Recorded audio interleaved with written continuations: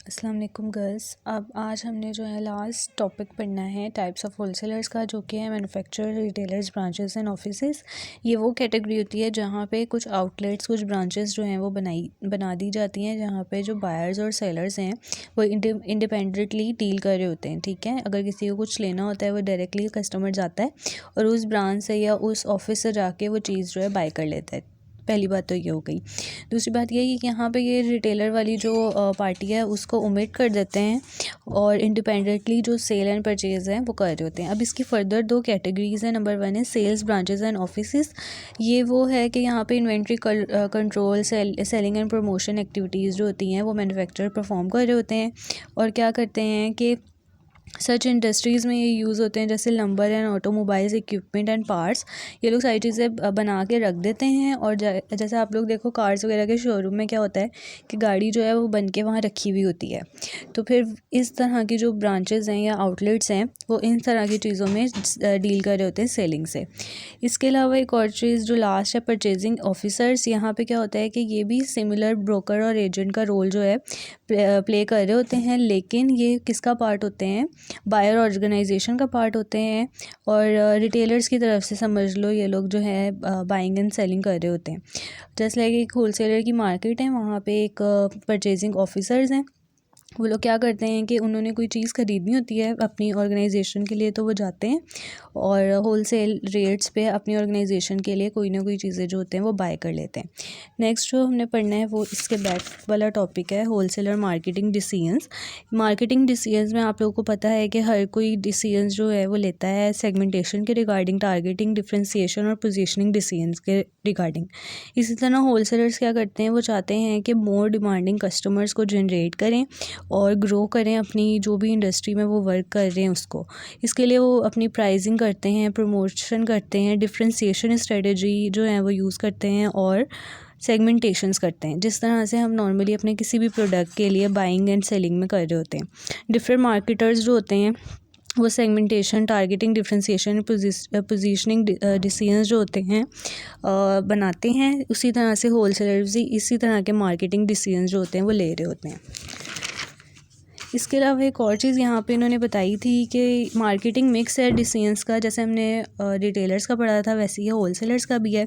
Wholesalers क्या करते हैं, होलसेल स्ट्रेटजी क्या होती है? Wholesale segmentation and targeting. जिनको टारगेट करना है, जिनको आपने अपने प्रोडक्ट्स बेचने हैं और आप क्या कौन सी क्लास को टारगेट करना है, कौन से लोगों को टारगेट करना है, आप उनको डिफरेंट कैटेगरीज़ में डिवाइड कर लेते हो। ठीक है, इसके बाद आ जाता है differentiation and service positioning. Differentiation क्या प्रोवाइड कर रहे हो आप अपने कस्टमर्स को, ऐसी क्या चीज़ दे रहे हो जो कि आपका कंपेटिटर नहीं दे रहा।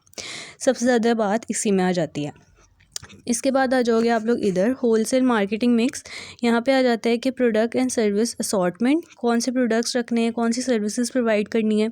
होलसेल प्राइसेस क्या होंगी, प्रमोशन की क्या स्ट्रेटजीज़ होंगी, एडवर्टाइजमेंट करनी है, मेल के थ्रू करना है, टीवी के थ्रू करना है, इंटरनेट के थ्रू करना है, बिलबोर्ड्स लगाने हैं, कौन सी आप लोगों ने कैटेगरीज जो हैं वो यूज़ करनी है।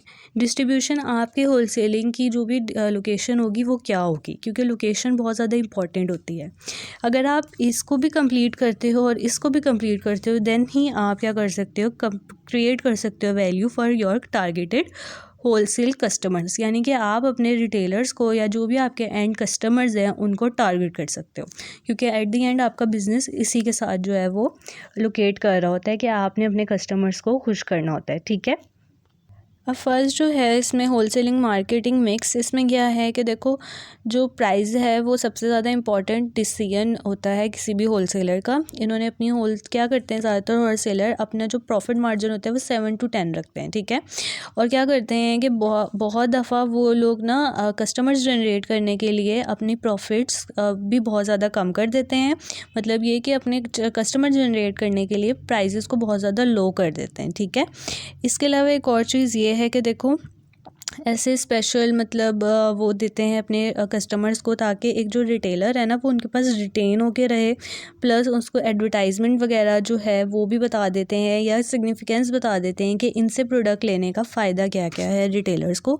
और अगर कम प्राइजेस पे भी कभी बेचते हैं ना, तो क्या होता है कि उसमें भी इनको प्रॉफिट हो रहा होता है। हो सकता है पहले 10% हो रहा हो, वो अपने प्रॉफिट्स को कम करके 5% प्रॉफिट पे बेच रहे हो। तो इससे क्या होता है कि आप अपने एक लॉयल कस्टमर्स को जनरेट करते हो। ठीक है, अब आ जाओ नेक्स्ट, प्रमोशन जो है होलसेलर्स जो हैं इतने नहीं यूज़ करते, पर्सनल सेलिंग ही कर रहे होते हैं या पब्लिक रिलेशंस कर रहे होते हैं। ज़्यादातर एडवर्टाइजमेंट वगैरह में भी वो इतने ज़्यादा पैसे जो है इन्वेस्ट नहीं कर रहे होते। ज़्यादातर होलसेलर्स का माइंडसेट ये होता है कि वो कम जो रिटेलर्स हैं या जो कस्टमर्स हैं उनके साथ खुद बातचीत करके ही अपने अपने प्रोडक्ट्स को या अपने बिज़नेस को प्रमोट करते हैं।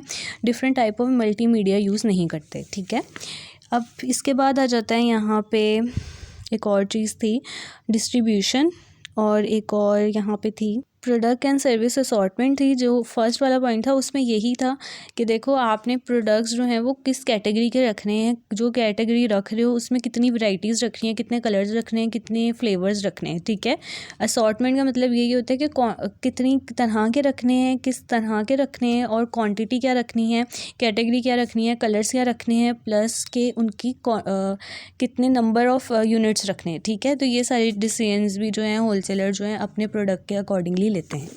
लास्ट वन है डिस्ट्रीब्यूशन। लोकेशन बहुत ज़्यादा इंपॉर्टेंट होती है होलसेलिंग के लिए। दूसरी बात ये आती है कि यहाँ पे कि आपने किस तरह की इक्विपमेंट्स वगैरह रखने होते हैं। अगर आपकी कोई मशीनरी वाली होलसेलिंग बिल्डिंग है तो आपने उसी तरह से उसको डिस्प्ले करना होता है। इसी तरह से बहुत ज़्यादा बड़े बाज़ार में अगर आप हो तो आपको उसी तरह की जो चीज़ें हैं वहाँ सेल आउट करनी होती हैं। और आज ये चैप्टर जो होता है वो ख़त्म होता है, और नेक्स्ट जो है हम नेक्स्ट चैप्टर स्टार्ट करेंगे।